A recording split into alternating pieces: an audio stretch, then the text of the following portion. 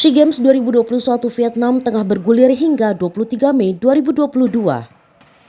Timnas voli indoor putra dan putri pun mematangkan persiapan di Padepokan Voli Jenderal Polisi Kunarto, Sentul, Jawa Barat.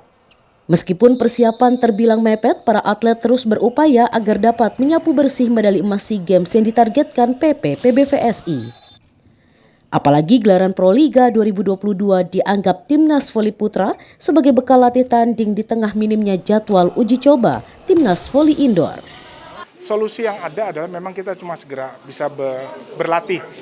Karena keterbatasan anggaran yang disiapkan oleh teman-teman di KOI itu sangat terbatas. Dan waktu cuma 1 minggu, lalu ada masa pandemik yang membuat mobilitas ataupun rencana kita untuk melakukan tryout keluar pasti terhambat. Karena kita pandemik, mereka pun juga pandemik. Mereka terbatas latihan, kita pun juga terbatas latihan.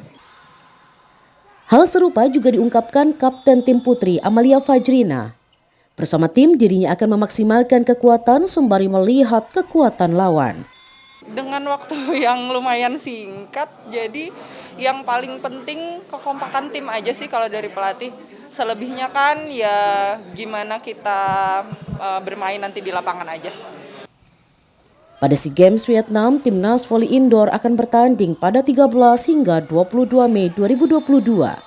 Sementara Timnas Bola Voli Pantai akan melakoni pertandingan pada 15 hingga 20 Mei 2022. Rinin Taniken, Anggi Mendarwan, Kompas TV Sentul, Jawa Barat.